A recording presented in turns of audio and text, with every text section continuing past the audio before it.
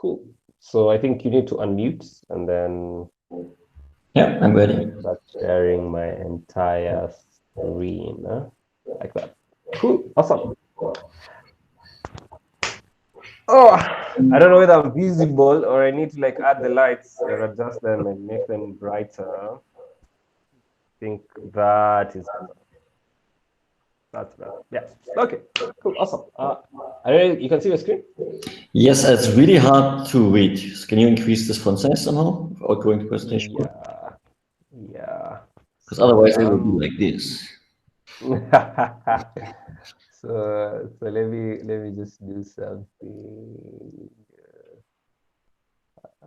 Is a presenter view? Let me just do that.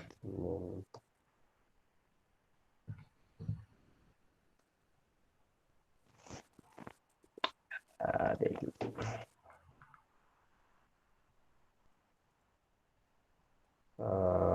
Okay, that's visible, more visible now. Ah, I nice. think I'll just do I'll try as much as possible and just like switch between that and like the project view, just like move it like that. Yeah, I think that's way better. Yeah, that's And great. then I can do, yeah, and then I just like view. And then I say, let's add a version control at the bottom. No. Okay, okay. I think this looks okay. I mean, if you ask me. Yes, it looks. But so this time we're not starting from scratch with downloading. I've already downloaded it. Actually, I was just like doing it. I was just like did it with the same process. So the guys who didn't see how we did this, they probably need to look at the other video. But the steps are just simple, where you just come up and get the link from GitHub. Maybe what you can do is like close the project and at least pretend you just open it fresh, like open project, and then said, hey, this is what we just cloned. I'm opening a project now. Okay, so let me do that. And maybe Android Studio screwed up afterwards again, but yes. So what I'll do is I'll just start with the website, and then hey, we already opened this in Android Studio. Let's go from here or something like this. yeah, okay, then that's fine. I think then you could have that here on GitHub, and then I just do that, and we can start from there and talk about. So this is the app that we're going to talk about, which is it's a native Android app. I'm saying it's being done by Kotlin. It's Kotlin, actually. It's Kotlin. Interesting that you have so many commits, man, and 29 contributors. So this is the app that you're going to be looking at today. Yeah. And I guess the steps that we will follow with this is along the lines of us thinking about the following thing. So we have our application over here. So we'll talk about like what is the application about. That's number one. We'll try and import it on Android Studio, see how do you configure and run this and actually build it up on an emulator. And then just talk about like the key things to highlight, as you're running it. What are the 1 or 3 or 4 5 things that people need to look at? And then maybe like some tips and we're done. So that's, yeah, I think so. I think they were as similar as we did last time, and then we can come back to things we did last time, but we're still repeating them. I think it will go fine. Exactly. And Let's so not this make it is 3 hours today, and then very true. I feel like last time we just like talked and went on like a very long conversation. But so this is the app itself. I know the guys who are seeing all these plugins over here. It's just like a plugin that you could open it maybe in an incognito view. I think then you don't see the plugins, right? Yeah, we can do in incognito. That's fine. And then maybe open a Play Store, and then I think we're ready to start. We open. What do you mean? Like we open what and what? Play Store page of this, it might be also interesting, right? The Play Store? Just to say, this is the app we're talking about, and then we switch to GitHub, maybe? Let me look at where they've not put the link, yeah? Yeah, there's no link, so we can definitely find it, because I'm not saying it anywhere. Oh yeah, here it is. Wait, no, this is the contact tracing app. So let me look. Let me send you a link because I have opened it today. Yeah, okay.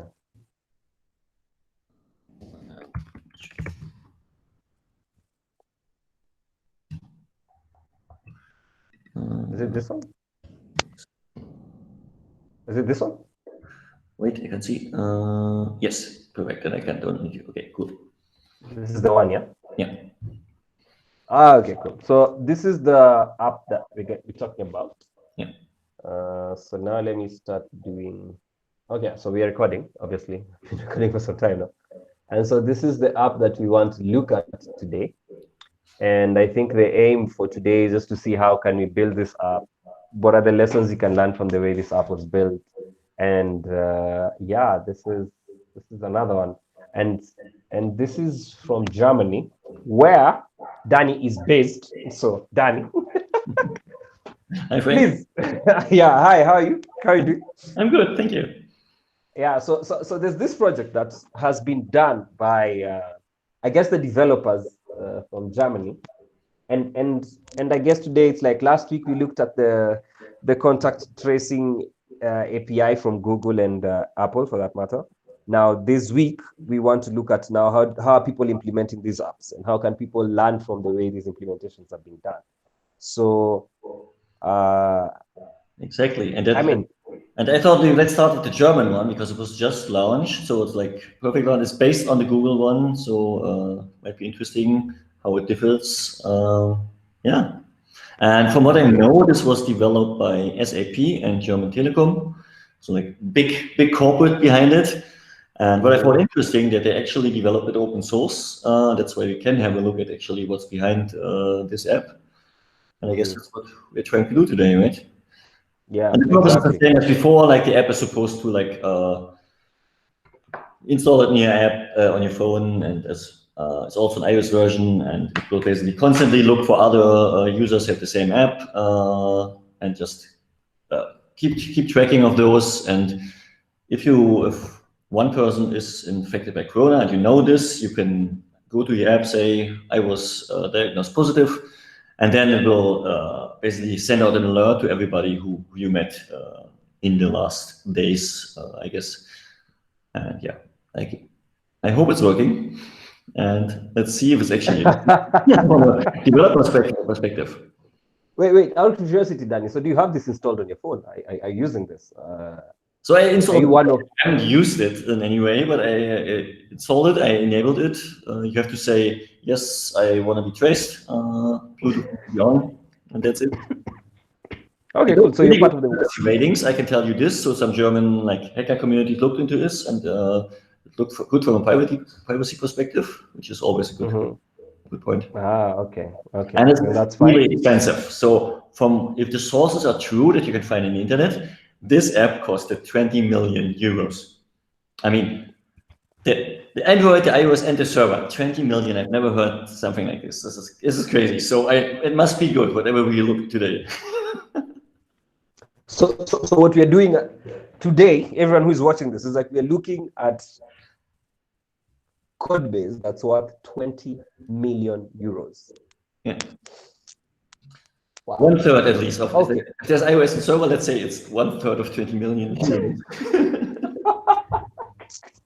Okay. Yeah. So when this runs on Android Studio, I will definitely say I've made it, man. Like I've made it. 20 million euros, like one person, man, and maybe make a modification. Let's see.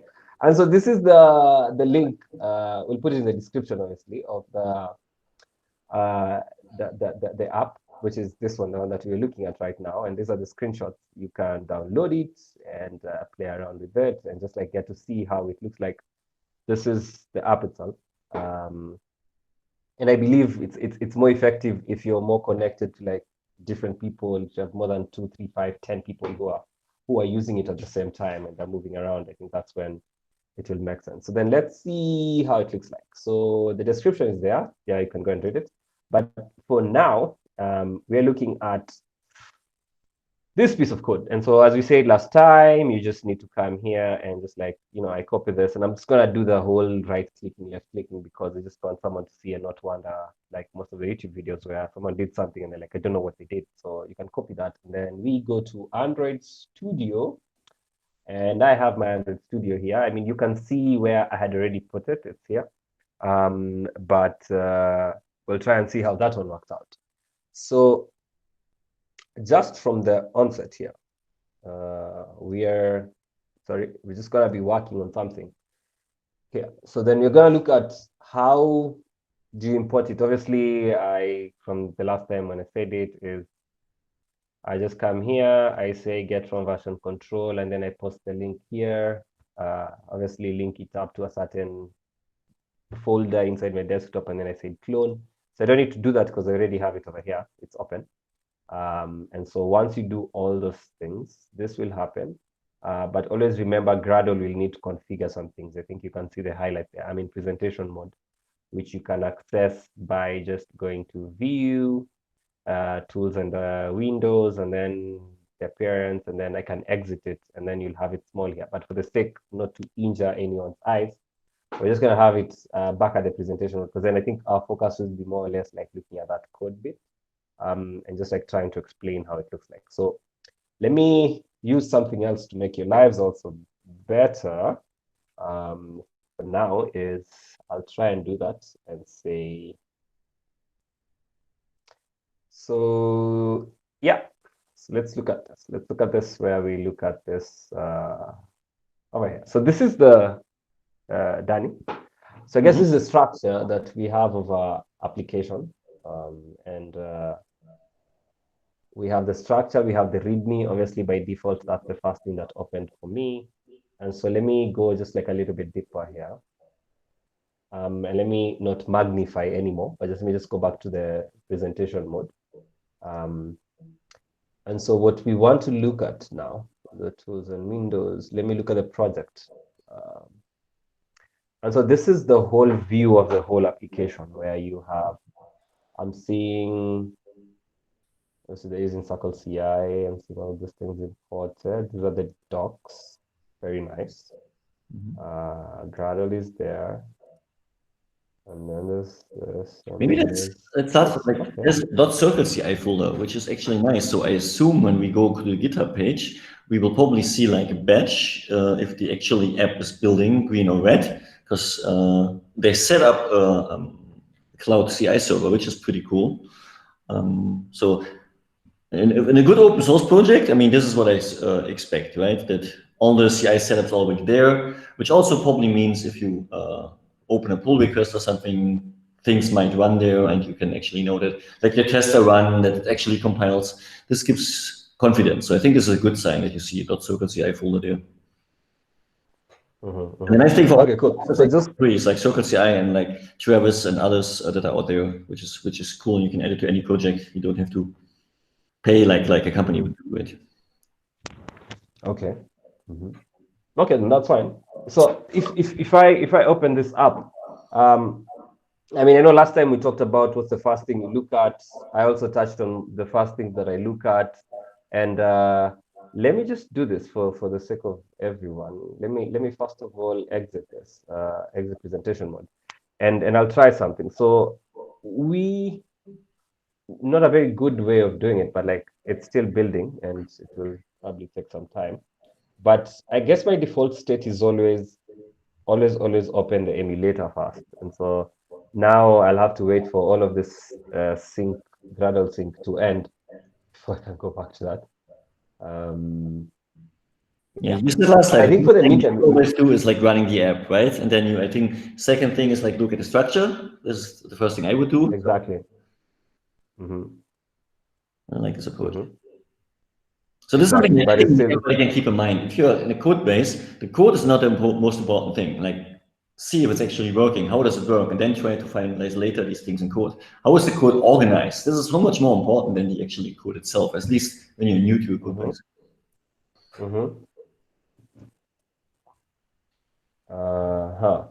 Okay. So now let's see. Once Gradle decides to finish its build, we will be able. Yeah, so it's still building. I mean, it's probably not visible. It's down here. It's probably not visible, but yeah. Maybe what's actually what Gradle is doing. So while going to the build.gradle file, what do you think? Well, waiting. Yeah. Yes. So let me go back. Let me go to that. And so there's a burn for the app that I'm looking for. And so all, let me just There you go. check this. Yes. Okay, there you go. And so we have the first one there. And so we have these two Gradle paths. And there always there's that confusion where someone wonders, do I go here? Do I go here? Where do I supposed to go? And obviously you're supposed to go to the one that is based inside the app, right, Danny? Yeah, normally the things are there. Like the other one is more for setting up the whole project itself, right? Exactly. And so now you see what has happened is, I don't know if you can see on the side, it's all like shifted and it's still scanning the files and then it will finish. And now I can probably start running it. Let's see if that will work, first of all. And so the first thing is there. So there are all these processes that are happening. So the first thing is what happened is Gradle downloaded all those dependencies that we needed, which are here. And then once it downloaded all of them, the next thing that now it's doing is it's now trying to index them. And once the indexing ends, then we can run our app and then the build will run and then we'll see it on an emulator. And so I think it's done now. Yeah, wait, it's about 4 million. We see, okay, I know how to delete that. Let me just exit some things here. Okay, cool. I just need to reduce the memory of my computer. I mean, in the end, Okay. like you might want, if you wonder if it's just for you, like this is what Android developers spend most of the day on, right? Waiting for Gradle or waiting for Android Studio. It is very sad. How do you normally use those time? I don't know. I do like all these small tasks in between, like checking pull requests of my colleagues or like doing the things that are not fun, but you can actually make this pretty productive. Ah, okay. So it has all of these errors. I guess it's because there's some update I was running today on my general PC with my graphics cards and the like. But just 1 second and we'll be good to go. Yes. And so what I'm doing right now is just trying to reduce as much memory that it's using so that it can run smoothly. Because if you can see, all of a sudden, there was that lag that was happening when I was like trying to run it at some point. And so these are the various things. So I like filing bugs to the Android Studio tools team anytime I see something weird. What version of Android Studio are you using? The latest, the 4.0 or Yeah. No, yes, I am unstable. I have decided I am not going to move to anything that is more advanced. Have my reasons. We are still working in a team. And so I do not want to test a feature that's ahead and then everyone else is going to ask me like, okay, so why are you using that? So that's the reason why. But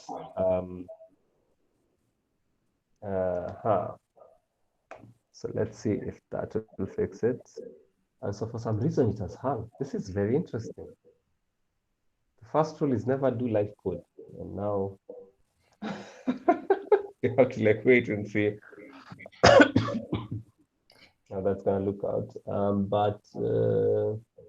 Wow. And I guess the Gradle build running is nothing we can skip and keep looking, right? Yeah. So let me just try and disable that because I'm seeing Android Studio just decided to. Okay. I think it's a memory issue I'm having. I've probably opened 1,000,001 things at the same time. So I'll just kill some processes here so that we have a smooth sailing time. Okay, it's definitely the number of things that have opened. So let me kill those things and then we can continue. Okay, so as that is happening, yeah, clearly it's all those many things that Chrome has opened. So let me close that. And then, yeah. Yeah, fixes it. That's it. That's just the one thing that needed fixing. Could not visualize. So many errors, man. No, you're not showing anymore. Oh, you're not seeing anything? Yeah. Present now. Yeah. No. Yeah, here it comes. Okay, cool. So, yeah. So what I was saying was, I think all this was just because of a couple of things. One was I saw my memory was just having drama, and the thing is, I'm probably having some audio problems on my computer. Nothing to be alarmed about. It should work now. Okay.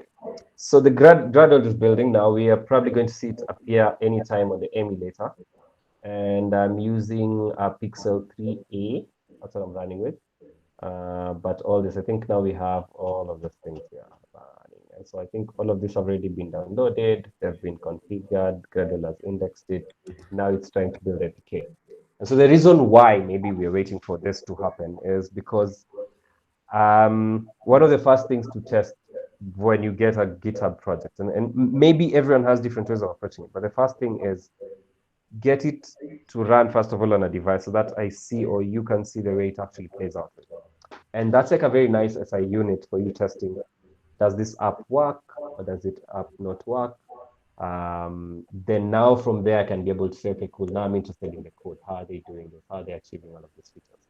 So obviously with the contact tracing, we need 2 devices open or 3 devices so that you can trace it. So hopefully this works out. Okay, so it says I need to update this thing. Yes, now this is very interesting now. I never knew I'd get to interact with NDK in a project again, but NDK is fun. I totally love it. I mean, this is Maybe for those who don't know, what's the NDK? Maybe let's like explain this a bit while you don't let me. okay. Yeah, so NDK is the native development kit, and this is it gives you the ability to optimize the functionality of your application. I mean, you could input C++ code in there and just make your, they say metal. And so when you're running close to metal and like if you look at the whole Android OS structure, if you look at it, it's like there's so many things that you need to do before you access the hardware and stuff. And so what Indicate does, it comes to make some of these processes to be really, really fast. And it's really good for optimization, that is. Mostly play around with JNI and C++ code. I've been a fan of it for a while now, I think from 2013. What are you using for normally? Like, I mean, I think what I've seen so far, like people use the NDK either for something like in media apps or something. They have like their own like codecs or things like this, and some use it for security reasons to hide what they're doing because it's much harder to decompile like C++ code or C code. What do you use it for? Yes. For gaming? I think gaming is a big on native, right? Yes, gaming and especially when you look at even some certain computations, like some heavy calculation bits, I'm really a fan of that. Like if there's anything that I can easily throw to a C++ library, I'll easily do that. And so I look at NDK mostly for that. Like apart from the examples that you've talked about, that is, you will easily find me playing around with it on that aspect where it's optimization in terms of like gaming. I need to do some calculations that are really, really fast. I will definitely do that. And so we are saying this thing is going to download 1 GB of NDK. It needs to update it. No, sorry, it is actually downgrading or updating. I think it's downgrading. Okay, wait, updating. I think so. Yeah, I think it's downgrading or updating. Yeah, it's updating. It is updating. So maybe as people are waiting for this to download for like 1 GB before we can open it up, let's look at the code from GitHub, that is. Yeah, as that finishes, and then we'll just like come back to it when it's done. Maybe we can go to the Gradle file that we started looking at on the GitHub while we're waiting here. Yeah. Cool. So let's look at this. So then let's leave that running. Let's switch over to GitHub. And so this is where we started from. And so we have our Corona app. Our build.gradle is here. And so, oh yeah, okay, this is interesting. Yeah. So And that's so what there's that they're using. This is always like the first thing, and then that you can see. mhm. Android, there's some Kotlin annotation Let me processor. do this. Sorry, just a second. Sorry, just a second. That okay, cool. Yeah. And then we see like an interesting one. We see the navigation SafeArcs plugin. So this is pretty recent stuff because means they're using the Jetpack navigation library with the SafeArcs plugin, which is a really nice thing where you define like the arguments you need to pass from one fragment to another in XML, and then actually generates classes for you. So this is actually pretty cool to see here that someone's already using it. Do you mind also saying something about the Kotlin cap? Yeah. Also. So this is the Kotlin annotation processor, right? So you see either the capped or it's just called annotation processor, which is the old APT from Java. So whenever you use something like, I don't know, Dagger or so, you have all these Java annotations all around your code, and someone needs to actually take those and build actually Java code out of it. And this is what the annotation processor does. And there's a Java version, and if you use Kotlin, and it looks like this project is fully Kotlin, you use the KAPT. Okay, cool. And then there's NDK, obviously, it's definitely compiling with 29. Plus the build tools. So I'm really curious there you have the NDK for. So this is really interesting to see. I didn't expect them to see NDK here. Yeah, I guess we're going to see it, yeah? Once I seeing it, yeah. And then there's varied locals. Okay, environment properties also exist. Varied them, and then they mention. Okay, I guess it's for testing that they have some property files to override things. Interesting. Yeah. I mean, you often have this, like you see, like I know you needed a test server URL and a real server, your staging, whatever, and then like different ways how to do this. You often do it in a Gradle file. Here's like a property file, which is just a Java file format, it's a text format. You can read. You can read it for environment variables to override things. So I think it's good for testing. So it's common to see this. Okay. Okay. We see some room database location. So it's room, yeah. Room database used. Exactly. Yeah. ProGuard is enabled. Are you normally using ProGuard or not using ProGuard in your apps? No. So it depends with if we have, like I've realized, like the more time is going on, like we have Android developers are very opinionated, and so sometimes you get into teams and everyone is like, no, we're not going to use that, and I'm like, okay, fine. There's no reason for us to cause a lot of drama sometimes. Yeah, I think Google recommends it, but yeah, you open like a new box with it with new issues. So always it's good if you do it from the beginning, then it's easier to handle. Exactly. Data binding enabled. Okay, interesting. They use the new view binding, also a recent feature. Yeah. And then, okay, that's fine. And they have, this is really nice to see. And then they have tests at there. I'm seeing also.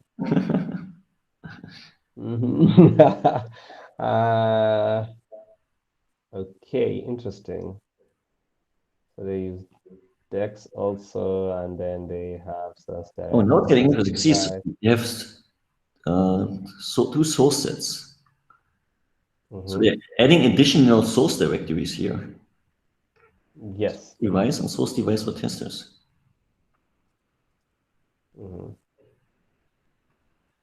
Then let's see. Have you ever used this? By the way? I used it in the beginning when Kotlin came out. I thought, hey, it would be really cool to have like a source Kotlin next to the source Java, but it created like a lot of problems. And now like it's much easier to go with the source Java folders. Okay. I think what they have here, I think they set up like two flavors. So there are two builds of the app, and this I think they gave them, this is what I'm assuming here, their own folders. Okay, look at the dependencies for now. So we have Kotlin and coroutines, nice. What I actually like is that they group the dependencies here. So give like a few comments. Hey, this is the Android stuff. This is the QR code things. So that's nice to group them a little bit and give the reader like a help what are we actually looking at.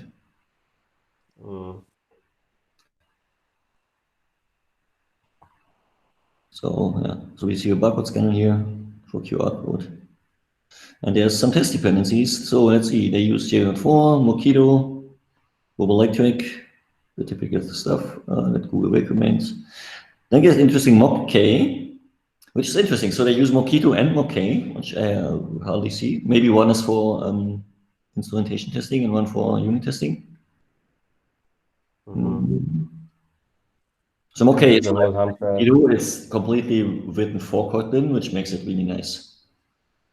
I think there are like two groups in the community. One uses Kotlin Mockito and the other one uses Mock-K.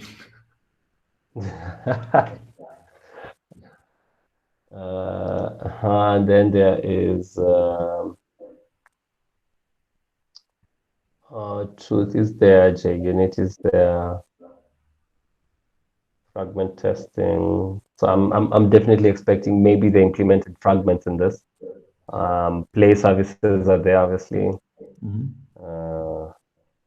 Here you can see the places nearby is actually the new API from Google and Apple, right? Like it's the Google version. It's built in the Play services, and it's not published yet. So only like a few developers get this. That's why they actually read it from file. So if you ever need to include something from file directly, this is the way you would do it.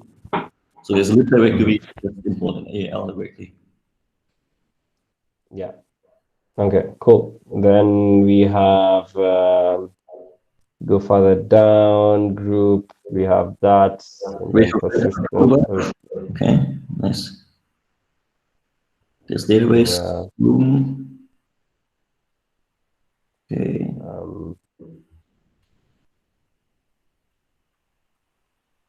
And some utility are popping up. They use JSON also. There's some, you see the Google JSON here. So there's JSON and protobuf, also interesting.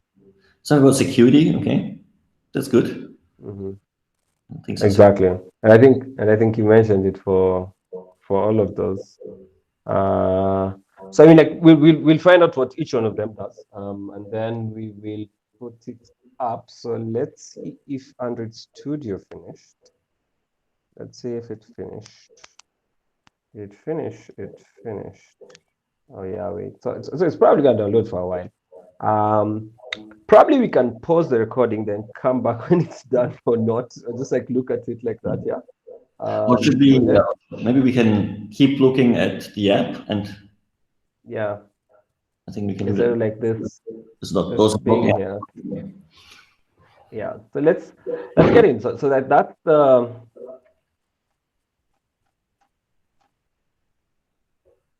So that was the build. I think I said last time, like I look at the two things first, like next to the project structure, which we can do in a moment. It's the Gradle file, it's the manifest, and then the project structure. So we can continue if you go. And so this is the, if you open, I don't know if you can see this, but if you look at there's the view part. So I've made that go to the background, so it's downloading over here. We'll just keep track of it. Can you see it clearly from where you are, Danny? I can. It's a bit small, but yeah, I can see it. Yeah. Okay. So let's do this. Let me not make you struggle with your eyes. So there it is. So then we have the different views. So then you have we have this part where I'm seeing a server here, and I'm seeing the app here, and this is just like on the Android view. But then there's the project view where you have all of these things here. So everything from, I'm guessing this is the icon for the server. This is the app itself. These are the docs put in there. Have you ever used protobuf? I haven't, but it's becoming more and more popular to have like a much more performant connections to your backend servers. So instead of parsing JSON, you do like the more binary protobuf. So I hope it's okay. Yeah. Well, I like in this project view, it's like, although you see more, I like that I see more, but Android Studio still nicely colors it, right? You with bold, you see the two folders, the two modules, and then you see like build things a bit yellowish, so it's still easy to find things. So I really like that. Yeah. And like the yellow ones are ones you only have locally, so they're not checked in your Git, which is also cool. Yeah. So we have this protobuf. For those who don't know, we'll put a link about it. It's over here. This is like protocol buffers that Google has, and it's literally not something that is far away, but you can find it from the Google documentation. So put that link there. You can probably go play around with that also. And so as we wait for ours to finish when it's downloading for, we don't know how long it's going to take. Hopefully they're done with the call. And so this is the project view. Is there anything specific here that you'd probably go to, let's say once you have the app and then it's running, Danny? Is there something specific you'd go to just to check out and say, I'm interested in finding or just like learning more about this, especially at the start? I mean, right now it looks all decent. I mean, don't know what translation v2 JSON is, but the rest looks normal. So I would probably go into the app folder now and see what's in there. Okay, this is just that. Maybe they use this inside or something, so we'll see. Maybe and so service that needs that or something. So yeah, so then now we can check out now let me switch back to the Android app view. And so we have that the three so like high level view. And so I think for us and the big focus here will mostly be on the Corona One app here. That's like the Android app itself. But we could take a look at this just like for a brief minute, just to see how. I would guess these are the server protocols. This is Apple. Also class. I assume that there's something for the definition of the protobuf, because there's a different video also for the server code. So this is something that you probably need locally here to generate something. Sorry, you want me to look at what generated? This is generated by the compiler. Do not edit. And I think also this one is also generated by the compiler. Do not edit. So we don't need to look at all of these things. Same to this one too. We don't need to check out any of these things. Yeah, so they are like generated from in the server project, and then I copied here so that you have everything that you need, all those without checking out the server part. Okay. Yeah. Actually, that seems to be the case. So we'll just ignore that part for the server bit. The Gradle scripts already, we checked out the one that was very important for us. And then now we look at the app itself. I think like last time we started by getting in and just checking out the way all these parts were done. Not the test, but we started with the app itself, and then we moved down when you're looking at the different directories. And so I'm looking at this, Danny, and let me comment on this before you comment.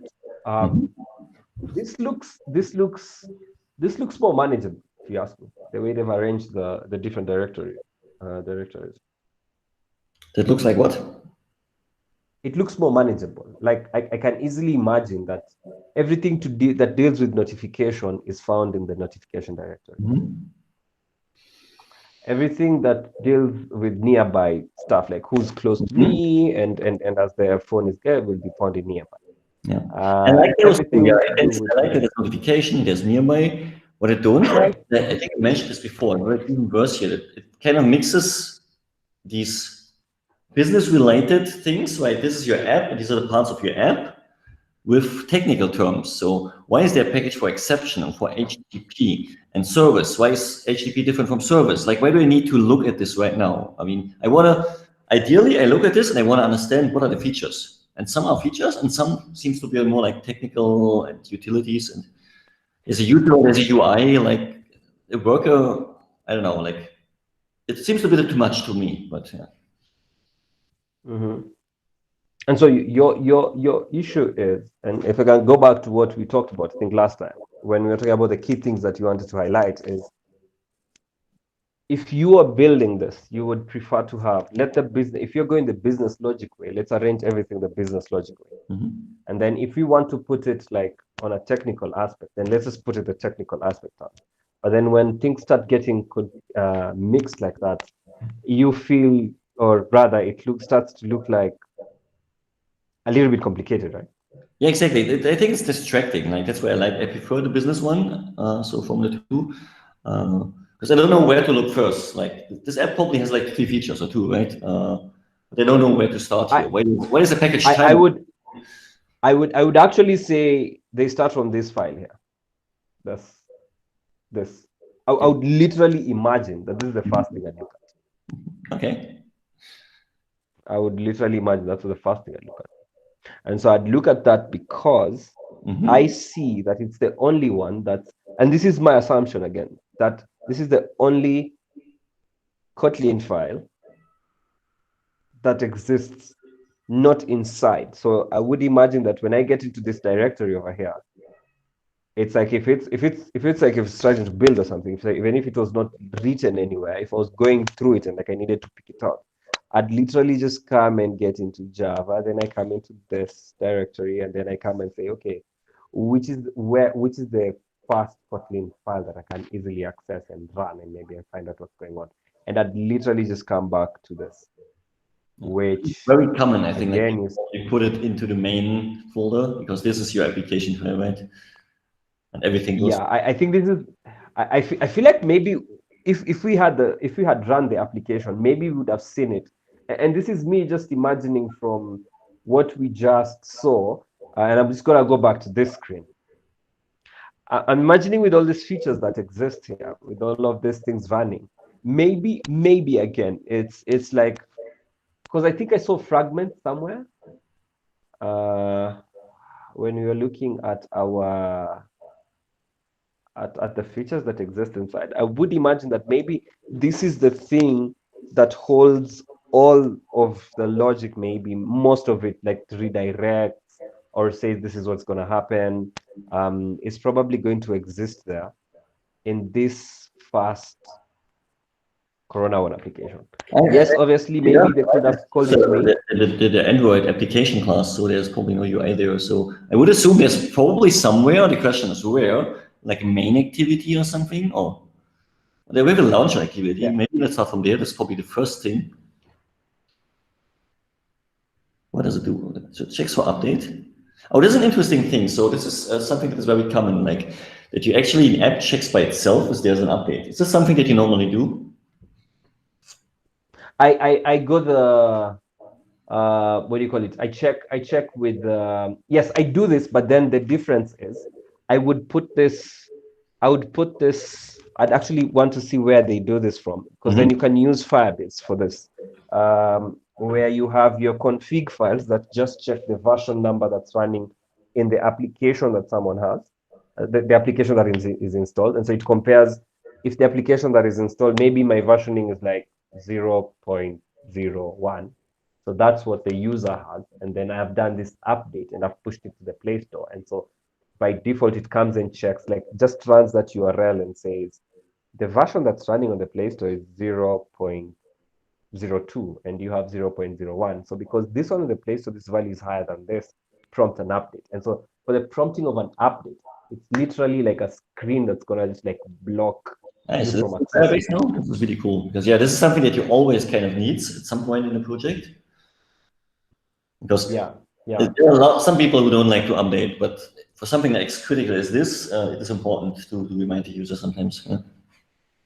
Exactly. And so it's not something that I would say it's just like play around with it with all the applications that you have. I mean, there's some applications that don't need this, but then if you have critical applications like this, you would definitely need someone to update. Maybe there's a health information that needs to be passed to users, or maybe there's a way in which we are changing the way maybe the Bluetooth devices are being connected. I mean, we don't know, but this is like something really cool. Okay, cool. So we've interesting. So navigate to activities, which is probably, so this is a typical pattern. So we have a launcher activity and it decides what to start. So it's onboarding, or it's actually start main activity. That's what I'm saying down there. So something I see a lot, and I'm never sure if I actually like it, because it basically means, so you only want to have this onboarding once, right? The very first time you open the app, or I don't know, the first time you log in. But every time you open the app from your home screen or from wherever, right, this launcher will start and have to do this differentiation. And then this activity starts another activity on the stack. And I don't know, I'm not a big fan of launcher activities, because you have to make sure that also the user doesn't see that there's activity transitions going on. I like to have like one activity that just checks like the main, that would check, did I already show the onboarding? Otherwise, just push it on top instead of having this branch of like 2 activities. But I guess there are arguments for both. But yeah, this is something I can see here. It's very common. I'm not a big fan of it. How do you normally handle if you have these kind of 2 things? Run it once, then kill it. I don't the person see it again and again. Unless, okay, so he's the, let me try and speak for, as maybe one of the people who wrote the code. I didn't write the code, obviously. But I would imagine that, what if someone forgot how to use the application? Forgot what? What if someone forgot how to use the application, or like some features that exist, and I want to give them this summary every single time they run the application for the first time? But Do you think this could be flag behind it, right? And you can also from the main activity call this. I think the difference is just like, do you push like a fragment on top of your main class, or do you have two branches that are completely separate and always have to decide where to go of the 2? Like, I don't know. On the other hand, it makes sense, yeah, because if you tested onboarding once, you can forget about this and you don't. Yeah, exactly. I see they do this overriding pending transitions. So they actually try to hide that they're starting one activity, because this is actually the problem, that you might see this. They're starting one, so it's just there to start another one. Exactly. And you have, yeah. And it finishes I've seen of the stack. So this is exactly the things you need to do if you want to go this approach. Yeah. Okay, awesome. So that's so apparently you are right. I would have gone for this, and so when I check this though, the Corona one, I would not have gone to the UI. I would have literally just gone and started looking at this. I see that. So let me try and understand this. And so okay, cool. I'm seeing some stuff to the notifications, and then some life cycle. Started.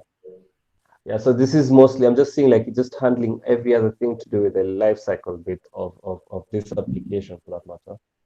Like what happens at this point, what happens there. Yeah, maybe we can mention this. So this is actually like a good pattern. So sometimes you need to register or unregister or send events, whatever activity is there. Let's assume you have like 10 activities, and there's something that you need to do every time, like, I don't know, one is paused or a screen comes up or something like this. And then I think in the past, a lot of developers would use some base activity that everybody need to extend, and then all this logic sits in there, right? But then maybe one is a dialog and one is an activity, and then the base thing, you have like 3 versions of base. So using lifecycle events is so much easier. So basically all these methods are getting called every time like any activity gets created or started, and then you can do these things. So this was a really good addition in Jetpack, the lifecycle callbacks. So here's my question, Danny, though. Should this be something that if you're making an application, you should actually think about it and actually implement it in the way this has happened? Do you think this is a way in which you could actually go? Or is it something that should be encouraged, for that matter? I think this way I would encourage it, but only if you need it. For example, here, a lot of developers want to know, when am I backgrounded? When am I foregrounded? It's like a product owner will ask, can you please track when the app is backgrounded? And then he said, oh my God, how do I figure this out?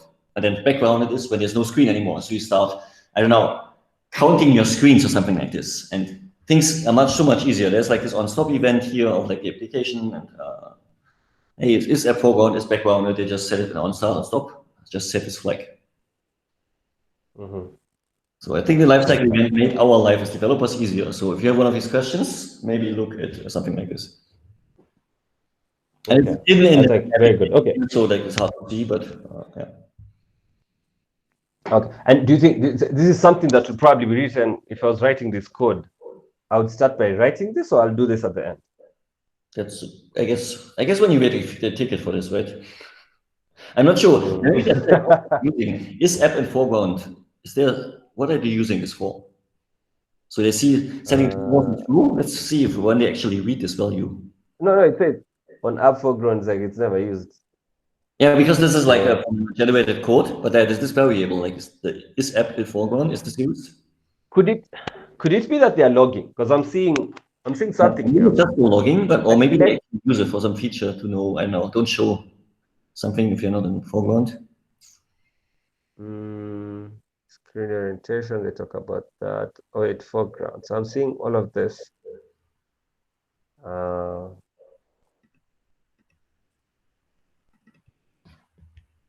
Yeah, so Yeah, it seems like it's I not would used. actually Well, say, I don't know, this is a bit weird. Yeah, maybe they want it for like doing development for some logging to figure out.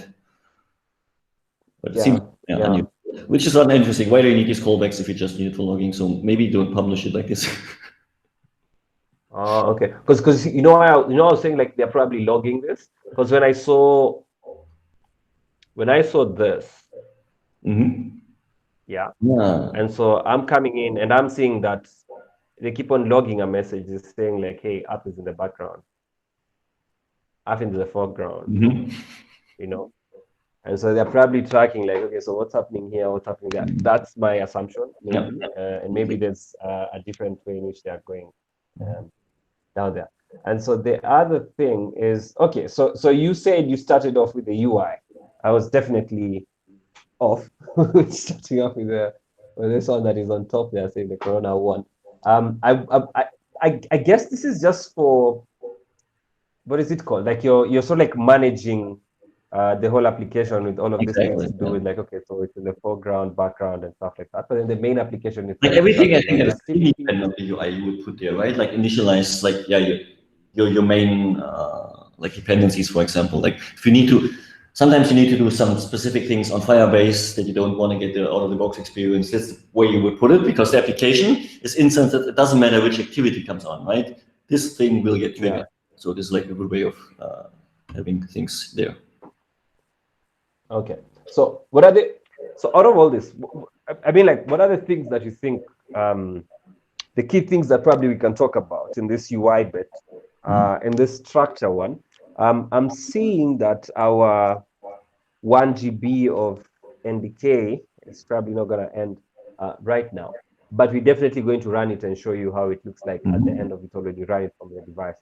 But what's the other bit you'd probably look at? I mean, we went to the UI because we were searching for, maybe that's where all these things are starting from. To be honest, I would now go to the UI folder because we saw in the launcher that there was onboarding and there was main.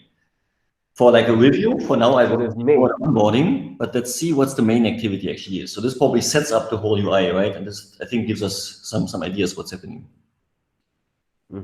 So this is the main activity. Okay. So some idea. Yeah, so let me just like open this, and I'm seeing I don't know why, but I'm always a fan of like starting to look at like, okay, so what's happening here, and then from there I look at the code. So then there's a very cool trick that I've learned here. So if you want to know where they implement the, let's say for this one now, this package here, right? So if I want to know that with my Android Studio, what I'll need to do is very simple. If I just click here, and I mean, just take a look at the top on the right. Sorry, that happens. So right, as you see this yellow icon over here, and so if you click on anything here, let's say I go to line 12 and I click on it. It's a very cool Android Studio trick. If you want to see where they're actually implementing this, just click there, and it shows you a green. And so when you highlight on the green, it's over there, and then you see over here. So then you're like, okay, cool. If I click that, this is the worker, but then this specific one, where's the background scheduler? You'll see it's been implemented in different places. So there's that there, cool. And then there's this one here. And then if I come back here, the tag is never used. And so if I come back to, again, view model providers, I guess this is more easier. You see the green comes down here, and I can easily go and click and say, oh, wait, so this is how they're using the view modeler.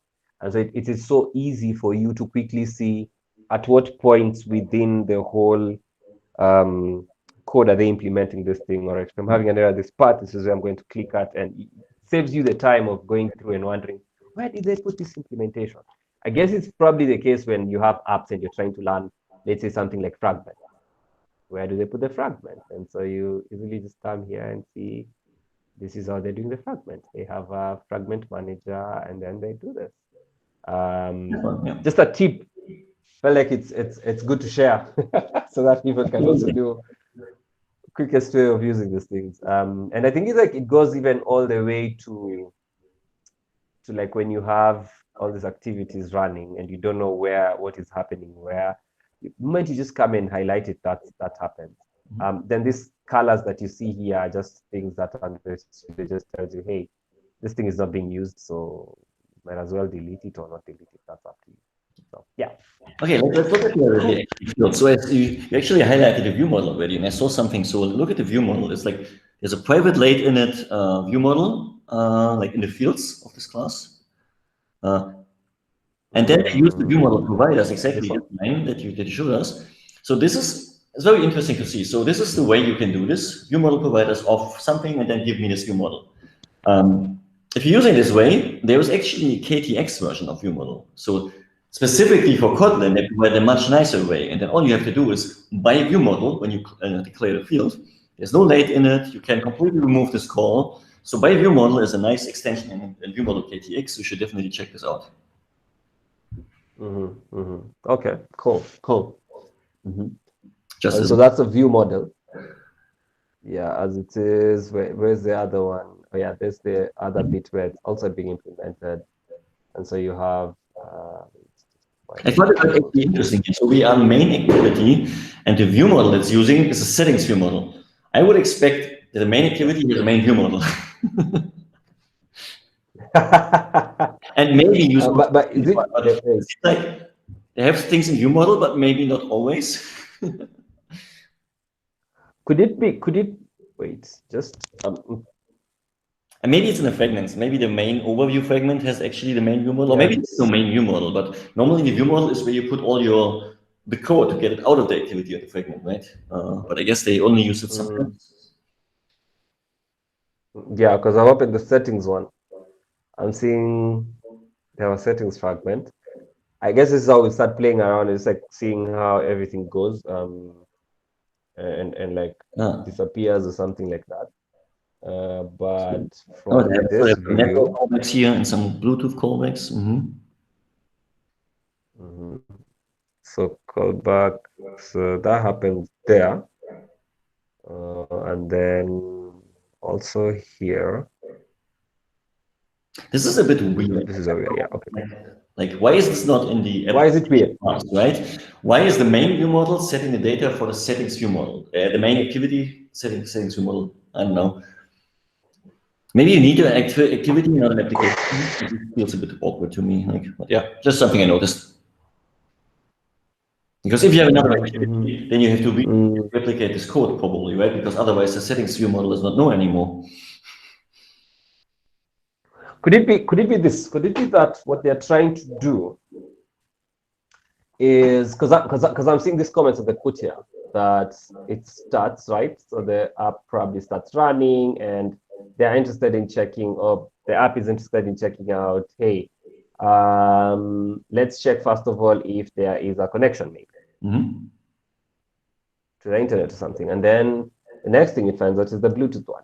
And yes, I do see the point that you're saying on why is there a view model, a settings view model being used here. Yeah. It seems like they just dumped it somewhere where it works, but it seems like, I think the whole idea is good, but maybe it's like not the right place. But, yeah. There's something else. Let's keep going. What else is happening here? Like, sorry, I leave it there. See, in the on resume, they actually register these two callbacks. So this is probably where they need an activity instance probably here and not an application. So they need like a foreground application. And then in pause, they stop the whole thing. So they just want to know as well this activity is running, which makes sense. And there's scheduled work. So what does it schedule? That's interesting. Yeah. So what do they schedule? Like it's might not be the best name. This is like we do something. Okay, there's a big thing. It downloads keys every hour. So. See, this is like an interesting point. Like clean code will tell you whenever you need like a comment to explain something, put this into your method name, because the method name is always better than a comment. So this schedules for the download of keys every hour. Why not call this schedule download of keys or schedule download of key every hour? Then you can remove this comment.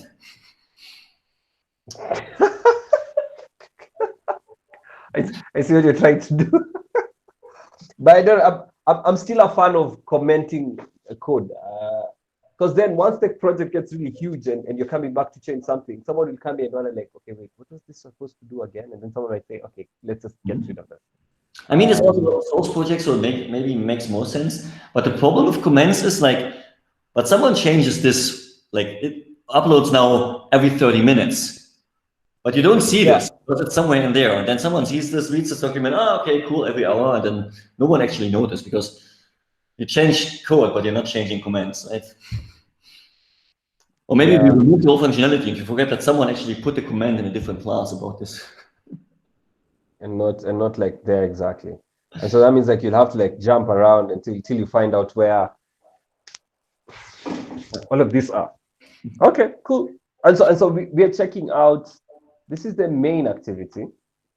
And that's the other thing, like if you're in this presentation mode, it's easy for someone to see by just like checking down here.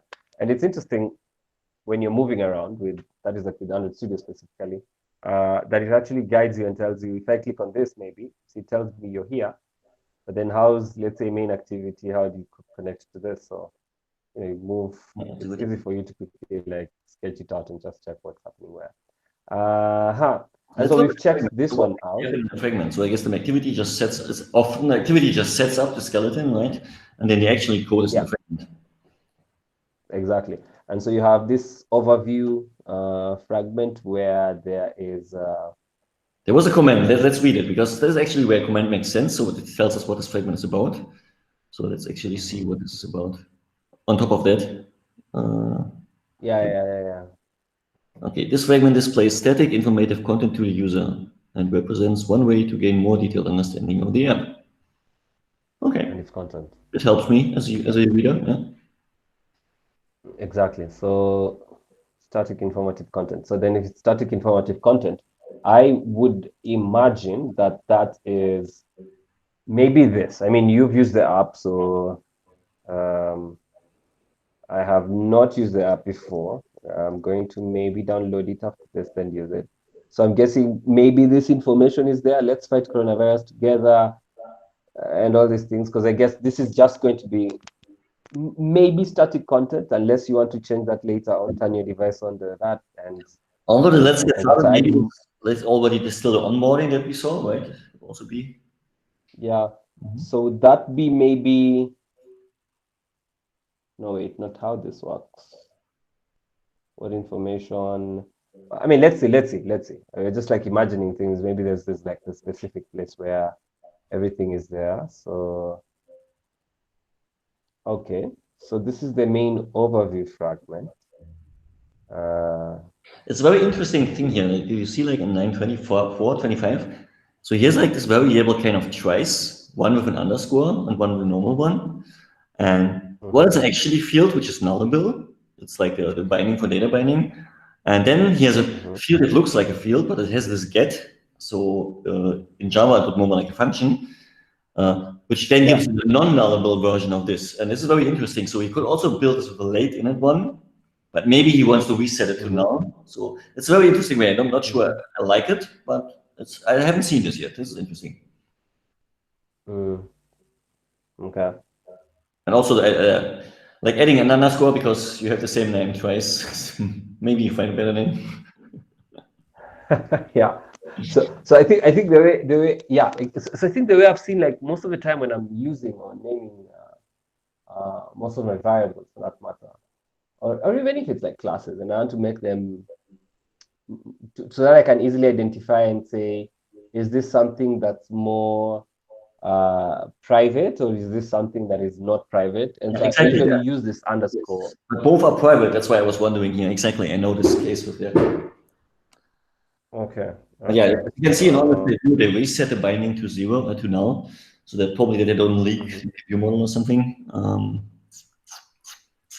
Interesting though. Yeah. Okay, but that's not much. Are you a fan of data binding? Have you used it? Have I used it?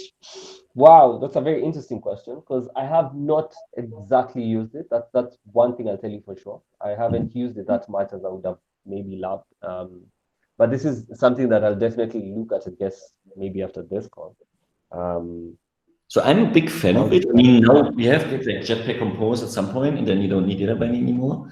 But it's a nice way of getting rid of a lot of boilerplate, where you basically this view set text from this view model property, and then all these listeners. And with data binding, you can easily do this in the XML, and all this code is gone, which is actually nice. So there's some magic.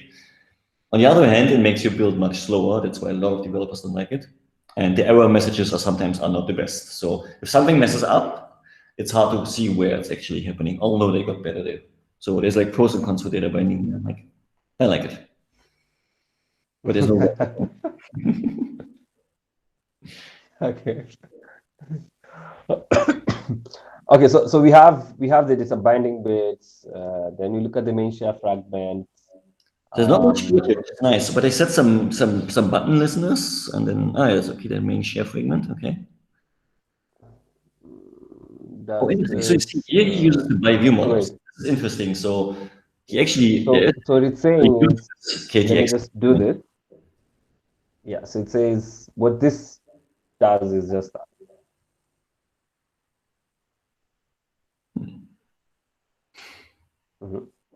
Okay.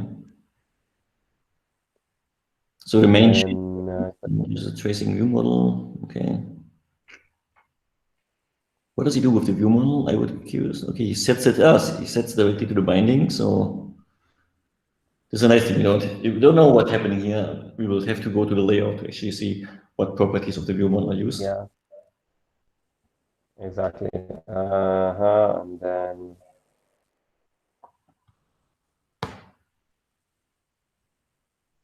yeah, and here's some click listener for going back. Okay. And the share. Otherwise together. Okay. And then let's look at the tracing view model. It looks like there's not much here, but probably the tracing view model tells us a bit more about what's happening. Yeah. And so that's so I guess like if you look at the UI, maybe I would imagine this is just handling the various UI. Yeah, a lot of legal text like this. Yeah, just the UI. So all these UI payments look very similar. It seems like, which is nice, right? It's like a copy, like a pattern all over. So when we actually want to figure out what's happening, you probably have to look at the layout because of data binding or the view models. Okay. And I'm also finding this a very interesting way of doing of handling the UIs in that matter. When you go this route of saying I want to arrange all my work there, I know yes, you talked about the business logic bit. This to an extent is interesting in that it's like the way or like the way they're moving is more. This is the UI, and so within the UI there are all these other UI elements within the whole app. So maybe you have this screen and that screen and that screen. So what they're doing, is say, hey, look, everything to do with the information screen, I'll put it here. And so that is everything to do with information about. This actually looks really readable, right? You can tell, okay, these are the parts of the app. There's information, there's onboarding, there's settings, there's submissions. So this kind of makes sense. Although view model again, like technical, but this is what I've expected, I think, on the first bit. But yeah. Because then I'm seeing they even have a circle progress bar. Yeah, I guess it's a circle progress. Exactly, and like just talking about it, it's like what's the angle of it all? That's the full circle, but then this is the start angle at 270. What's happening, wilts and stuff like that. Very interesting mathematics, by the way. I've got some time. I was playing around with this, and it was very interesting. Just calculating and drawing all of this. A little frustrating at some point when you don't have all those calculations in place. But like what you're saying is like we have the UI and then we have it arranged there. And so I look at this and say something that would be interesting to also look at is what do you think if you looked at the sharing bit? How No, not the sharing. This nearby one. Exactly. I would look at nearby or at the receiver, one of the two, like to see how this actually, because this is what this app is about, right? I mean, the AI seems to be understandable easily, but how does like the so I think so we start with this. So this is exposure state one. okay? So Listens to exposure notification, updated event. So this event will be triggered from there. Oh yeah, good. So then it comes from the Google this whenever the app is providing a new diagnosis, the keys, and then this will receive the corresponding action in its this, and then done to inform the okay. Okay, let's see what actually happens on receiver. I think we talked about postcard receiver. We saw them in the Google one, right? There's something that is like triggered, and then normally you schedule some work from there. So let's see what it's doing. Yeah. So first thing is that when this happens, what do you do? So they get the action from the intent. Is there so they update the exposure action. Okay. If this is interesting. They're handling the expected action that they expect here in this receiver is not the one that they wanted, they throw an exception. So this is something that is like normally, so it's very common pattern. It basically means fail fast. It comes from the web. So, and you can argue it's a good or a bad thing. So like, instead of like going to some weird state where you handle something, something was unexpected, they just crash. So for the user, this is bad because the app just crashes, especially on a broadcast notification update. So the app might just crash. Question is, would it keep running here? Probably, because it's a system notification. But you can always should think, what do I want to crash? And the nice thing is, when you have Crashlytics or something, right? And you get notified. Yeah. Wait, we see a lot of crashes here. Well, if you kind of keep going on, your users might have weird behavior, but you don't know about it. So this is like the two things: crash the user and know about it, or keep going and hope everything's going to be fine.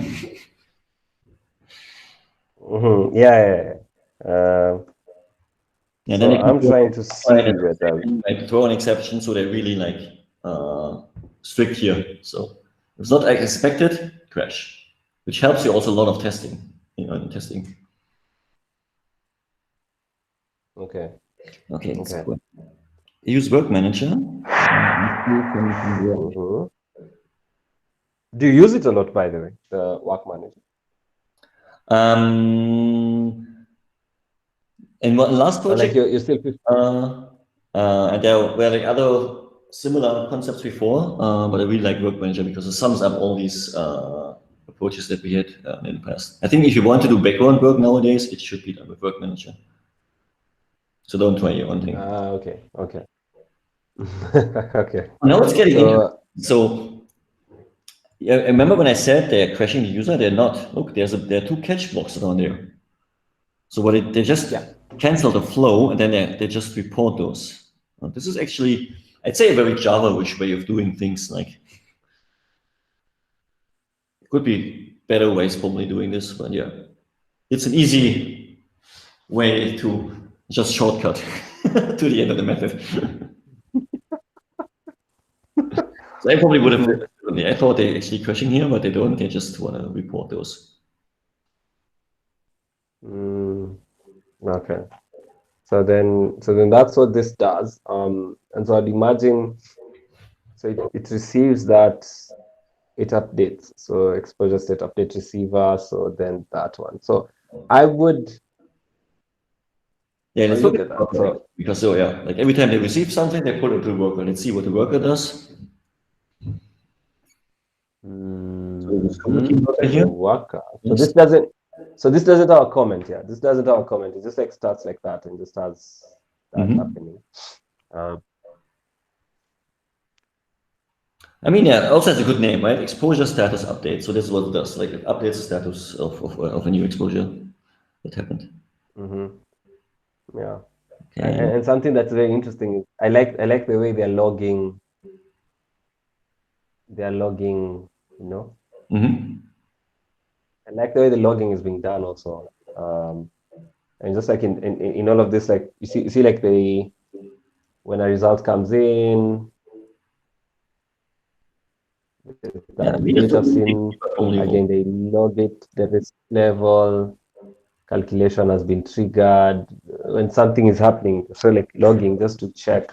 Maybe even when it breaks, they're able to easily say, look, the part that is not working maybe is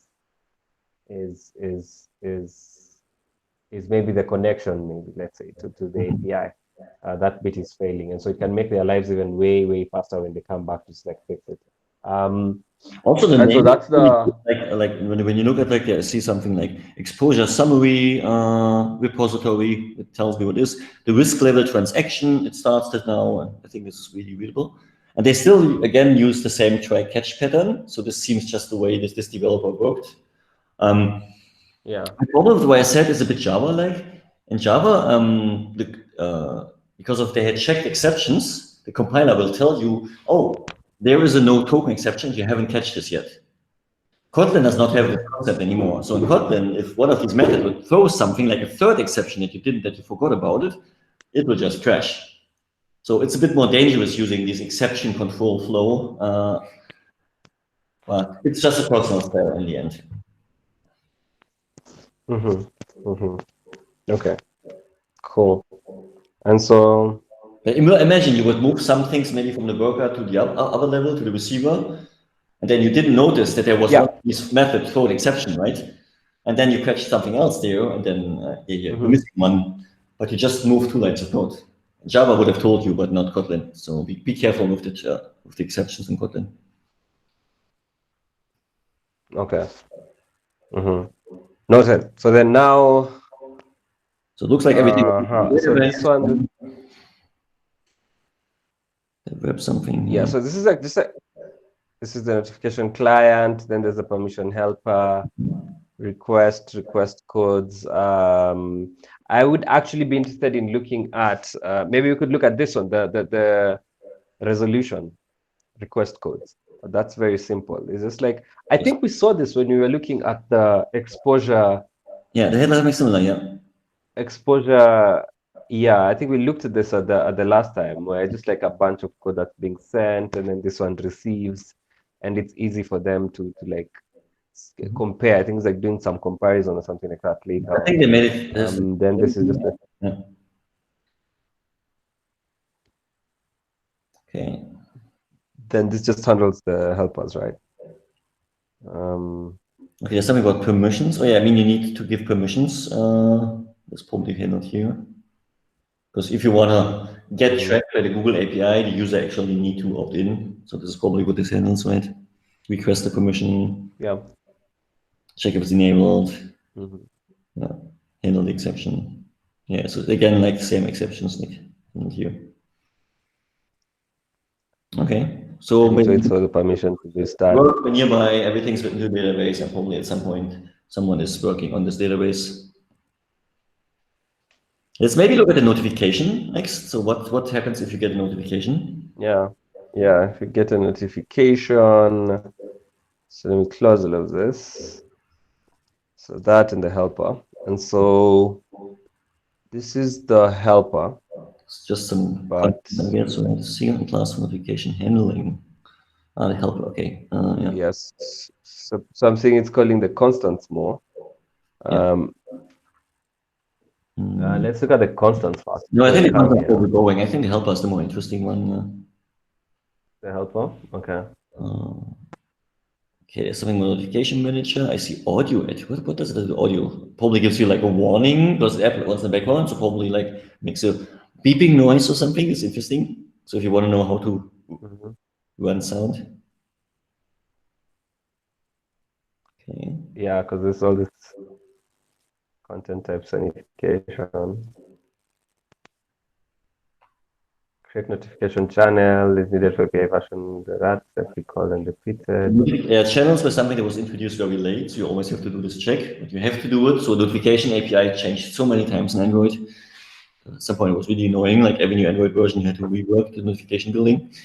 So you can definitely see this with the SDK checks. Okay, Okay. we're building a notification here, right, with a ringtone. Okay.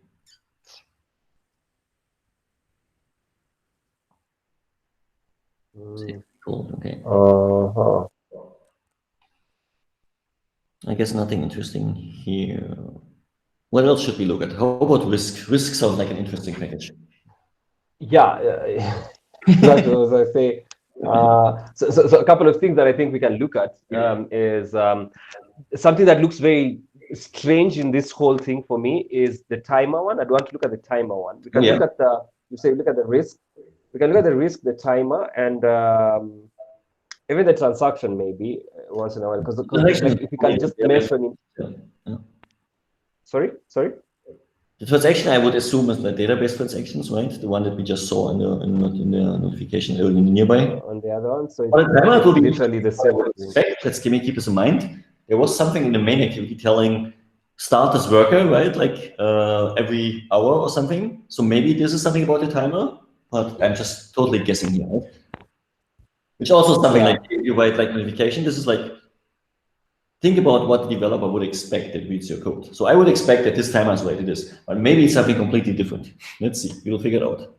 Let's go to exactly, and that's why I was like, the strange things here are that the transaction, I guess, is the one with the diagnosis key. So there's no need to look at this because I think we were explaining this in the last video that we were doing on the exposure API. And so probably we can check out the risk, the timer, and maybe also how's that sharing being done. Maybe, yeah. And then I remember last time you were really complaining about the util. What's happening? I think you can also check out this. I think this time there are much more utils, which also is a bit weird. So for example, where is the timer helper in timer and the connection helper is in util? Exactly, yeah. So we can check out so let's check out this risk part. This one, two. So let's check out the risk part. By the way, like I think like when you level and then there is code or something, there are some words that you should try not to use in your classes. Manager, controllers, and helpers, because they don't say much, right? And we can see this. How many helpers we need? Like it's probably doing something. Call what it's actually doing, right? And don't call the helper. So exactly. Maybe think of a better name for this, what you're doing. Because it's a very easy name to get, to use. Like, this is the notification manager, or this is the notification helper. Like, maybe there's a better name. Yeah. So the next thing is we can check out this. So that's the risk level. Okay. What I'm seeing here is just I'm guessing it's calling from here at the top part. So as an enum class, and so what you have here is it's interesting. So they did this before. We saw something like this earlier. So basically, they're probably from the Google SDK. There are some integer constants that you need to know. They're probably part of the protocol. And what these developers do here is actually nice. They translate this into an enum, because you can use when statement on enum. Enum is so much easier to handle. Yeah. They just translated those weird numbers into an enum, which is much nicer on a developer perspective. So somebody take this extra step, right, and make it a bit more easy to use. Because an enum is so much better than the seal class would be better than enum, right? Like make it the type. Because you can't misuse it, right? You can't just, if you see a method that takes an int, although it's called risk, I can pass 5 or 2 million. I mean, no one knows if it's a valid value. If it's enum, I can't abuse it, right? In a wrong way. So it helps your developers that come into the project. Yeah. Okay. Cool. And I think it's a concept that's shared in everything. In like, you guys can go and check it out if people don't have that deep understanding of what enums are. I think there's a whole. I'm trying to remember. Was it like a whole? There's like a whole documentation that's totally dedicated towards enum.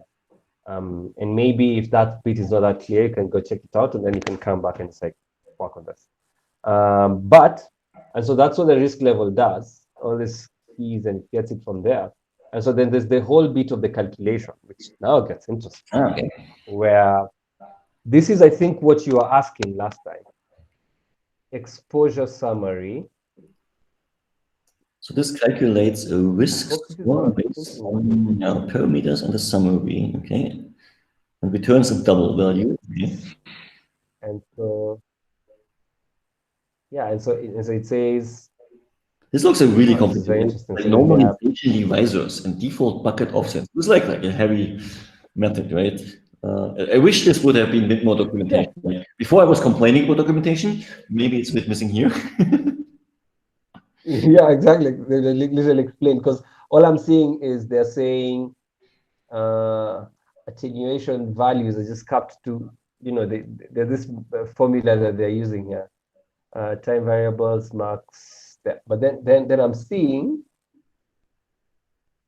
Okay, they have like three. They're rating them. Giving them like low, what I would high. let's check one thing. What I would do if I have a method like this, looks perfectly perfect for a unit test. Is there a risk level calculation test? Can you check? On the test part, let me look at the Android first. Search for the file. Yeah, no, unit test. I would say, not an Android test. Not there. So you go to the test, and this is where we are at the risk. Yeah. So on the risk part, it's there. And very often, like in better documentation. So this would now should tell us what's actually calculated here. Let's see if we understand it better with the test.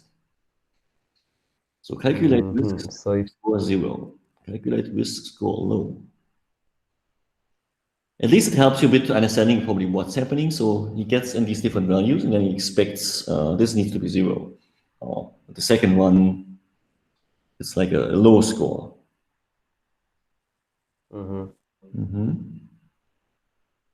It still isn't self-explanatory, but it gives you probably more than trying to understand the algorithm. Yeah, like what's going on there.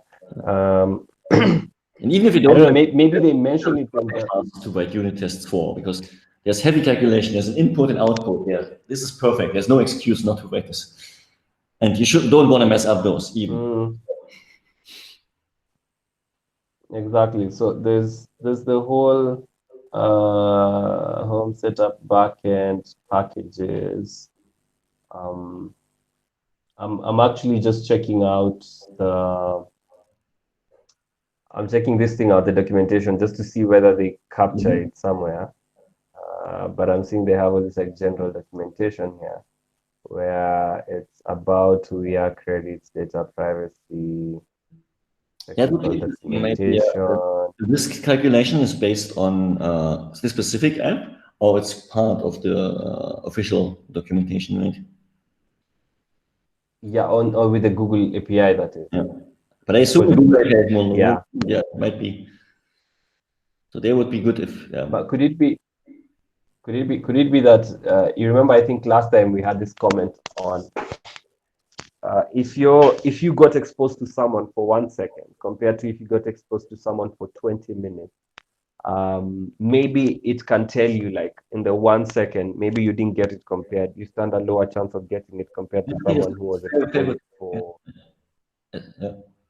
Yeah, I'm just assuming, is that what they're calculating probably over here? That's a fair assumption, I'd say, yeah.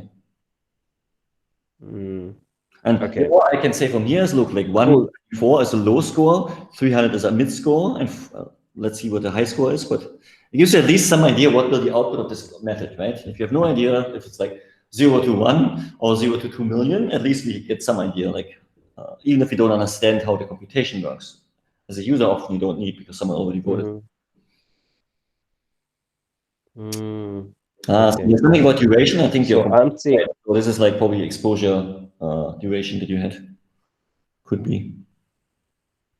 Yeah, it could be. And then I think they're getting the risk score or something. Yeah, so they calculate the risk score by the algorithm, right? And then you're just expecting this with these values. The risk score is 9,834.4. I don't know why, but this is what they're expecting, and this is what the unit test makes sure. Okay. Okay. What else do we have in the risk score? Just these two, right?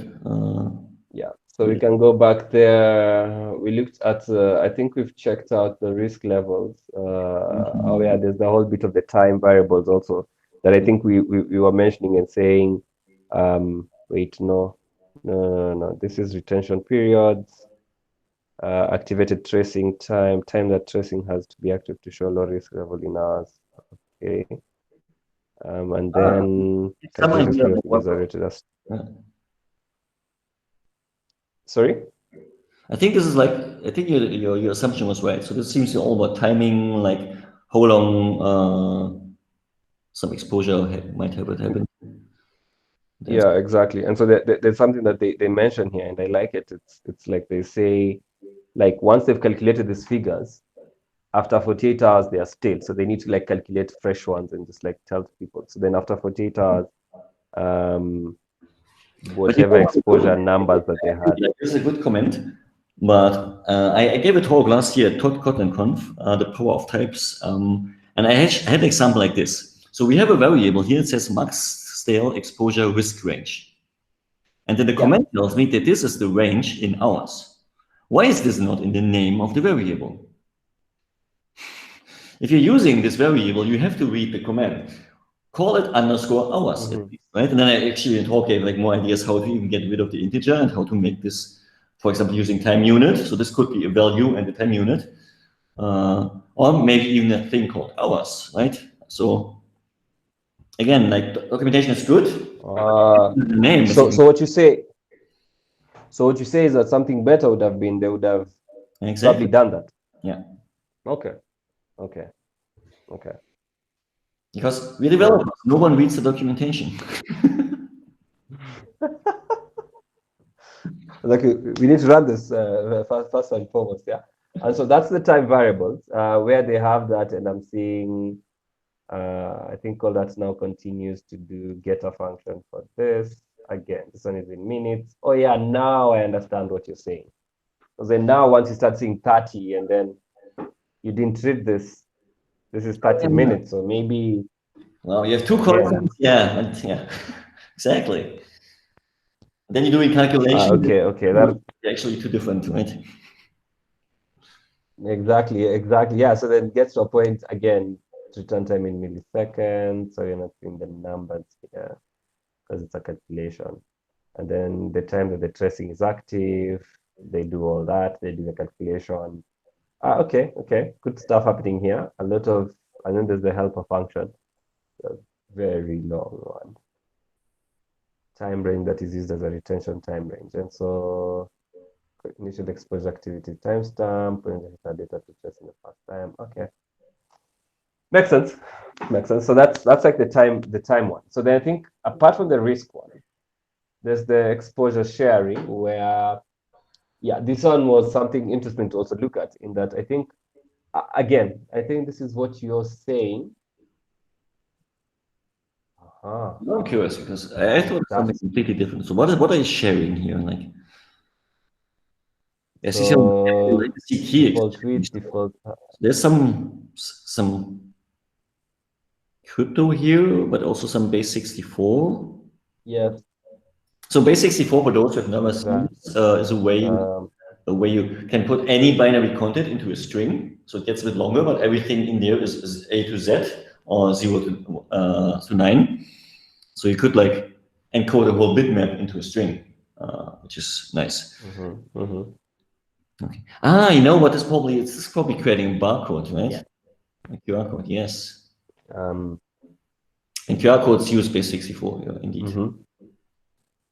Backward format, and then actually, now that you've mentioned it, I'm actually saying it because I will do that, and then you set a width and the height of the barcode over there. So all of this thing. So and then they're also logging it whether it's been generated. You share the app link, but I thought this is some different sharing. So it would be interesting what this sharing is. And so it's more. This thing is called a service. Yeah, we're going down, and then. Can you scroll up for a second? I'm very curious. Is this an Android service?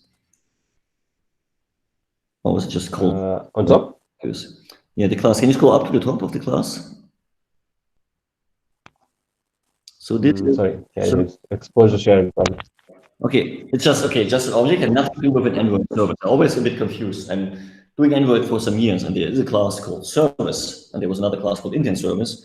So whenever I see the word service, I immediately think this is something that runs in the background. So I made an assumption based on the name, but this is just an object that does something and nothing to do with Android services. So be careful, right? It's like you should not call something activity without an activity on Android, because that's just a term for the platform. Yeah. Okay. Okay. Cool. Can you check who's calling bitmap? I'm curious now how this is actually used. The exposure. Okay, wait. Let me see. This method of the exposure service, yeah, this share key is bitmap. Let's see who's calling this maybe. Share key. Wait, where's that share key? It's Share key with bitmap. Anyone calling this? Can you? And so once that happens,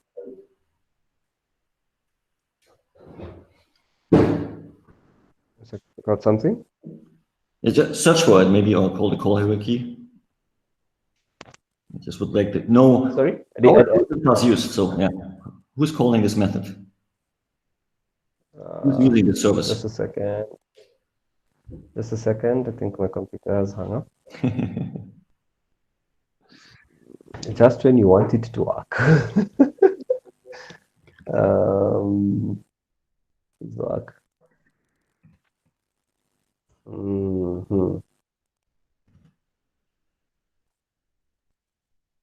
Okay.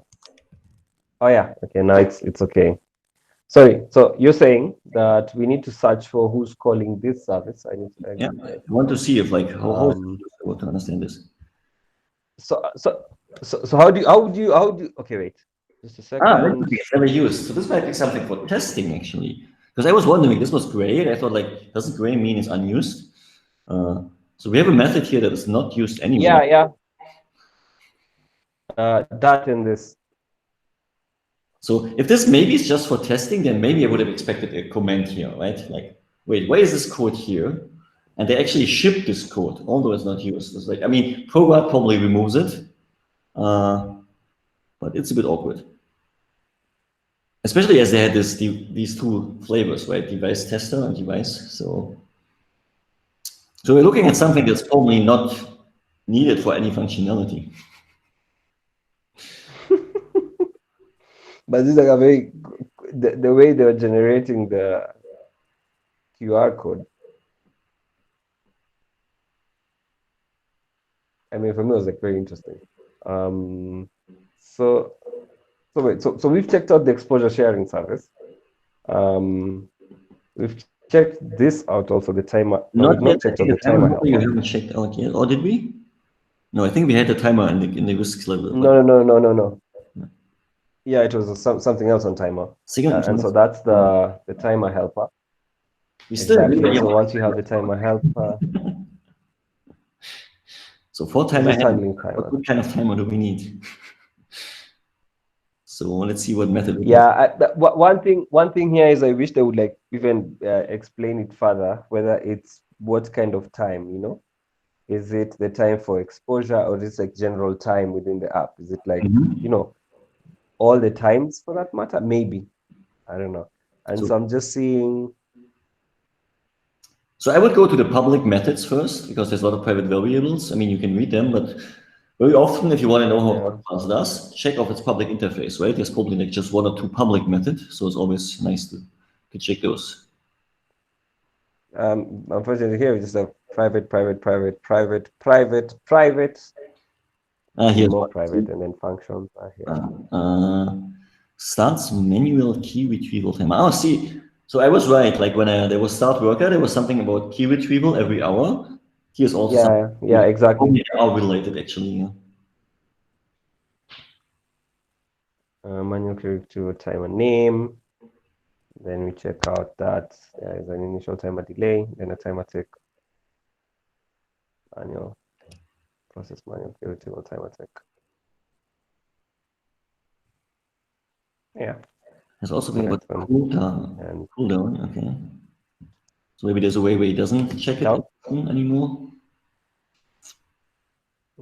So scroll down or up? Go up.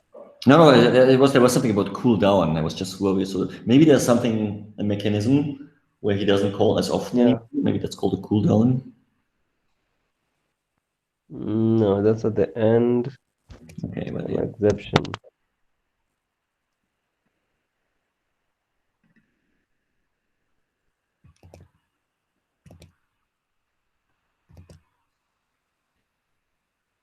Okay, but it's something about timing for key retrievals. Maybe is there one more thing you want to check, like before we wrap up? Maybe let's read the utils to see what's in there. The utils? The util, let's just see, because there were a lot of classes in there. I just was curious, like, okay, what do we have here? So a lot of helpers, converters, dialog helpers. This is a very typical thing, right? What is event? There's an event Kotlin file. That doesn't sound like a helper. What is this? Helper to supply live data that can only be observed once. Ah, okay. So like a single live data, okay. This, for example, for me is not a util. It's like a special way of using live data. So more like a domain model or something like, I don't know, like, I'm surprised this looks here, but that's the thing, like you can call everything a helper in the end. Nothing. You have a problem with the name helper. Definitely. Yeah. Where would you have put it if you told it here? Where would you have put it? Would you have broken it down into different? I would probably would have checked where this is used, and if it's used in multiple places, then maybe have like something about events. I mean, or not sure how these events are used. Live data is more for the UI. No? Maybe it's like a UI class. Like it's just this part. I think common was a good name for things like this. For shared classes, right? Okay. I mean, the others there are some typical helpers, which is totally fine, right? I mean, but I only would put them if I use them in multiple places. Like if there's just one feature that needs a helper class, keep it there. Why expect it until you actually need it? Okay. So that's the one on the event one. So what do you think about this app? After like seeing the code a bit, we also saw that. So one is I like that they also thought about all these bits to do with like the securities, and like trying to block everything. Personally, I feel like this is the first step we're looking at with regards to like the implementation. If I was to rate it, could a beginner come in and use this immediately? No. Obviously, there's some extra knowledge that you need to have. I like the way they're implementing some of these things. I mean, I feel like now I'm looking at this and I love the way they've broken it down into different, like, let me use the term lightly, microservices within the app itself. And the fact that they've separated all of those things is really nice. And the places that maybe we expected them to do tests, they're actually doing tests. Yes. We've seen with the calculation, we've seen with what other thing, yeah, even with the web request. And so they're doing all these tests. Just said, it's good. Yeah. A key highlight also for me with this is how they're handling, how they're logging events within the application is really interesting. Where I think we saw it. Where was it? It was not notifications. I need to remember where we saw it. But like with everything that's happening, if they're doing, let's say something like a try catch, for instance, or like the error, they're trying to check if there's an error. What they do is they log it in and they actually mention exactly what's happening, so that if they were to retrieve the log, they would be quick in knowing, hey, this is where we're having errors in that bit. I also, I mean, we haven't looked at the database and everything, but I guess like all of those things are just like standard. I love that they have thought through some certain things. Like I think we talked about privacy and security at the initial part, and we see all of this encoding happening, them hiding so many things. I mean, that is what is happening from my side. I would say like I love that they're doing the encoding. I love that they're doing was the award itself I'm looking for is, I think, where's the security was in I need to remember where the security was. I think with multiple times, Uh, probably will find a lot of storage. I mean, there's like security helper here, right? I think like they save things here. yeah, Security exactly. one, yeah. Exactly. And so they're very specific in finding this out. And I like that they've actually thought through that bit of the security and saying, look, we're not going to take security just like that and privacy for that matter. But they're actually taking it really, really seriously. So that bit I like. So yeah, that's my feedback. They're using NDK. I was really, really curious in seeing where they were actually implementing it. But we have not been able to do that. I'll run this through afterwards and just see how it works out and just show maybe as a video of like, okay, so this is how the app looks like when you run it on an emulator. Try and change something and see if it breaks or doesn't break. Yeah. And what did you think about it, Dan? I think I can mainly agree. So I agree that it was the things were in the places we expected them, right? I love that there is one style. I mean, even if I was complaining, "Hey, I would do this differently or so. It feels like there was some consistency in here, which I think is really important if you look at an app. And not every fragment looks different and uses a different style. There was only small differences, right? I'm surprised it doesn't use any dependency injection. I mean, the community fights for 3 years. What is the right way of using dependency injection? Is it Dagger or is it Coin? And then you see an app that's worth $20 million, has testing, and they don't even care. Interesting to see, without any comment. Sometimes I would have loved like it's a bit smaller methods, which is just like the clean code style I like. The packaging structure, I don't like the top level one, but on the UI level, it was exactly as I expected, right? It was all the use cases the app had. It was easy to find things. It seems to be very recent technology. We saw like navigation, we saw room, we saw lifecycle events used. Data binding, I'm a big fan of it. Yeah, there's testing. I think there are always things to improve. Yeah, security, as you said, is like super important. Like, and it's something developers always forget. It's so easy to write something to shared preferences, but if you don't know, a shared preference is an XML file that lies on your device. It is super easy to copy this out and like have everything. So, but they have a secure shared preferences here that we saw. They think about even if this is all anonymized data, no one can steal this easily, and it's saved as persisted. This app is all about collecting data, right? Even if it's just IDs, they thought about security here and they like this. Yeah, Work Manager was used, so that gives me some trust and that they don't spam like all the time in the background. Yeah, I think it's a decent one. Oh, yeah, do you remember like what we started with? This was also very interesting the way they were handling. Yeah, when the app starts and they're handling all these life cycle events within the Android application itself, where they are very deliberate in saying when this happens, put this here. When this happens, put this here. A very interesting way in which they're doing it. And so even if they're logging, they can say, look, this happened when the app was at the foreground, or this happened when the app was at the background. I think this is something that's very interesting and something that someone can easily pick up and say, let me try this out and check whether I can implement this in my application, where I'm very deliberate in logging time and events that are happening within the application. Like when something fails, we are quick to pick out and know what went wrong where.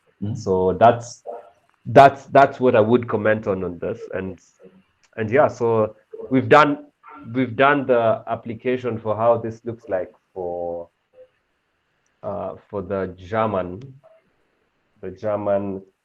Corona app. One thing I think also that is important, like the way we said it last time, we're the two of us and we've looked at this for what do you call it, like very few minutes. Let me just use the word few minutes. But a very important thing is this thing was built by many people, and so there's still issues here that are open. You can go in and just like make those changes over here.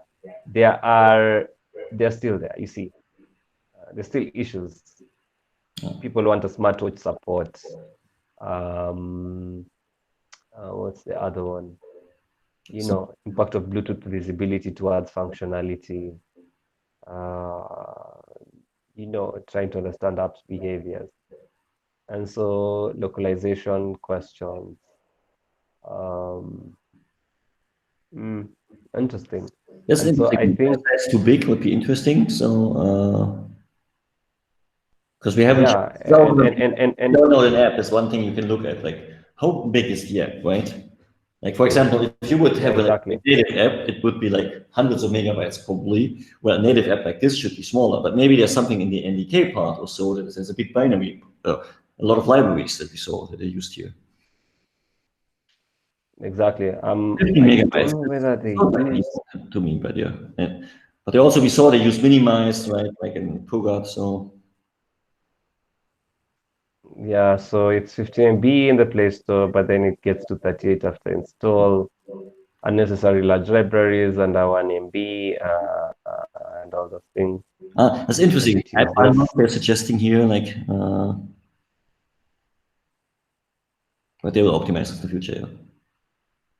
Actually, it's like nice that you asked app bundles. So app bundles is a way that the user, that the Play Store will only download what you need. For example, only your language and only the assets for your screen size.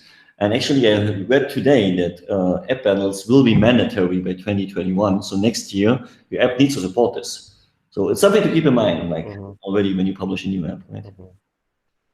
mhm. Yeah, exactly. So that's it. I think from the two of us. Very important that people look at this documentation, because I think I was trying to just check out how they've like explained, and there's the one in German, the README in German, and then there's this one in English where they've literally talked about all of this, and so there's the whole conversation around the solution architecture, Nice. the server Software design, architecture. test results. That's actually Exactly, good documentary. That's what you get. exactly, and so No. true, yeah, very true. Uh, Definitely, we'll take a look at this. We'll someone needs to see like this is how the app is actually working. This is how it connects to this point. And the two of us are looking at this thing like from the start. Like you just met this application and you're looking at it. What's your first instinct? And I think that's the whole aim of us doing all this app walkthrough sessions where we've not spent time looking at the documentation. We're just doing a comment based on the knowledge we have. You're combining it with like, what's your first instinct on this? And that's why you'll see we laugh like, okay, so what's this happening? What's this happening? And maybe after you take some time and go through the documentation, which is very important. And it looks very detailed, by the way. It looks very detailed. Yeah, very detailed.